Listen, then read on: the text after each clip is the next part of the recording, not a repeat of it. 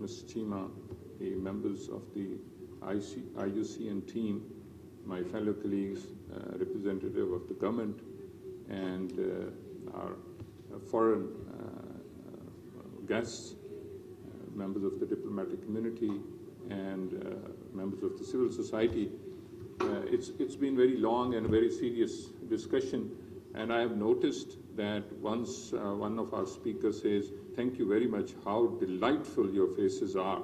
So I'll be also mercifully brief, because I'm a professor, and once we get a podium, then we never leave. So if I say that, can you please bear with me for another 30 minutes, I want to see your response. And there's our host here, she keeps on telling us that you have just 2 minutes to speak. So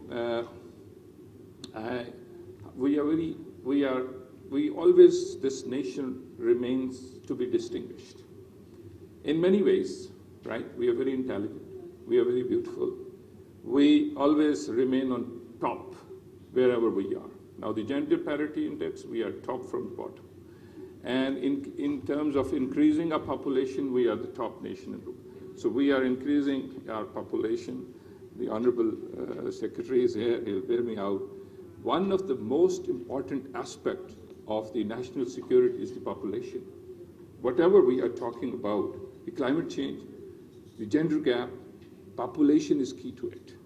And once, even in terms of a few days in the world, when you look at the air quality index, we remain at the top, right? So these are a few things which makes us very distinguished. If we decide to do something, we are very capable of doing it. Now, I give you one example, that you are Dr. Dindo Campbell. We have to call you Dr. Campbell. Dindo is an easy word. So we didn't bother about your surname, and we all get away by calling you. So we are smart people. And first of all, I just wanted to, for the last 2 hours, you were so serious, and everybody was, most of you were on phone. I don't know whether you were updating the events of this, or otherwise you were just passing time because of our boring speeches. But I am very proud to be a part of today's event. I joined along with my team, my deans, my chairman of the Environmental Science Department. We are all here, one, to support this activity, other, to be a part of this activity, particularly the implementation, because the universities are the places where we train youth, and we have to train a youth which is globally aware, which is environmentally responsible, which is socially responsible. So all these 3 components are part of this, your climate change gender action plan. We are one of the countries in the world who has been, like your own country, we are affected by the climate change a lot, and particularly the women. And while talking about the women, we divide women into different, areas, regions. Rural women, as like it's been said, living in the coastal areas. Rural women living in the deserts. Rural women living in the mountains, and rural women even living in the central Punjab or the more agriculturally developed areas. All these women are affected at the most by the climate change, because this year the Honorable Joint Secretary is here. Our winter was followed by summer. There was no spring. For that, the wheat production has gone less, and certainly we all know that we will have a problem of a food shortage, and it will impact the women. The other, this year, the mango production, I heard from South Punjab, is 35% lesser than last year. That is again because of the urbanization. We are changing the agricultural land into cities and developing housing societies.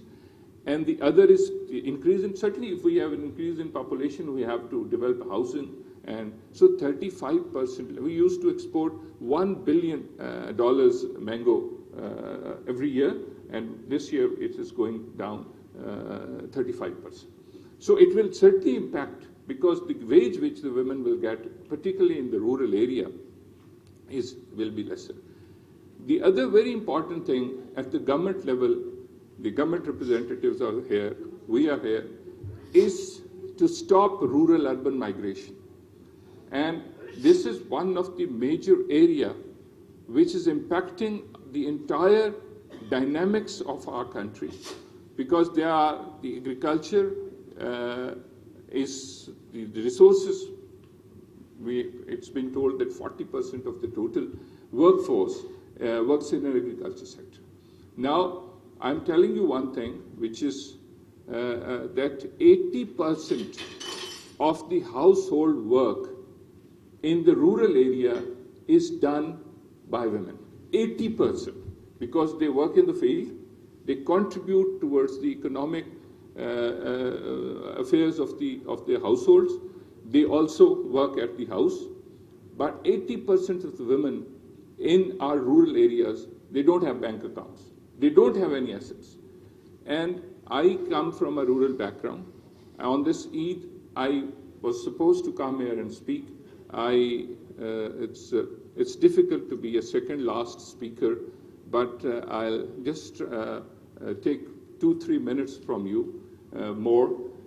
And 1% of the total bank account holders in my village are women. 1%. There are 7,000 accounts, and only 70 accounts are entitled in the name of women. And most of those women are from the rural elite, who are landed elite, and some were the working in school teachers. So the other women, we have to think very seriously. And I'm here representing a top university in the country, that we have to train our students, because in our universities, 52% of the total students are women, and we have to make them our ambassadors. Even we have to train and educate our male students to first be aware of this issue, and we cannot move forward and become a developed nation unless and until we work on it and remove this gender gap and make our women more financially empowered. We make our women more socially empowered, more politically empowered. You know, there are many regions in this country where women are not allowed to vote. We must recognize that first we realize this problem and then try to address it. And with this climate change, the heat, we did one project in our rural household, and you will be surprised to know that in some of the households, in the rooms where the women mostly stay at home, their temperature was higher than the outside temperature. And they were go to the deserts, go to the mountain where there's a lot of, temperature is below freezing, so there are no heating facilities. There is no sanitation in our rural setting, and the education, health, sanitation, access to clean water. And that is one of the reasons why people migrate from a rural setting to the urban setting, and then they settle in Kachi Abadis, and that brings another problem to the cities as well. So I think that we all have we all know what the problem is. We all have to be a part and a partner with IUCN, with the Ministry of Climate Change, with the Ministry of the Food Security, with the Ministry of the Agriculture, and that we are very well aware of this gender parity, but I think this will not help. We have to devise a strategy where, like solar energy, because in a rural setting, the timing of the load shedding is higher, so we can provide them with an alternate by helping them by giving subsidies on a solar clean green energy, by providing them an access to the clean green water, to health, to sanitation, so that They stay in their own areas. They have these facilities, and they will work in a better environment. But the only thing which will change the entire scene is that we have to make them financially empowered.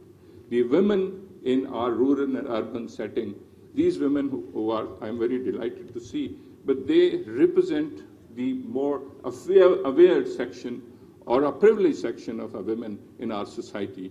But we have to bring a woman from less privileged area, in an urban areas, or women from the rural setting to functions like this, train them, make them our ambassadors, and even educate our rural men to be aware of the right of the women in their societies, and give them more representation in our social setup, in our political setup. But the only way forward is that we all know that there is a climate change, and it will impact the entire population, but it will impact the women more because of these things which I have already told. Once again, I want to see the smiling faces because I'm concluding. I want to once again thank all the speakers.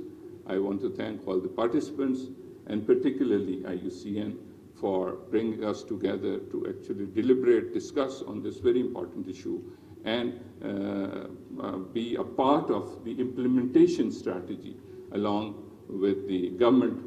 We are all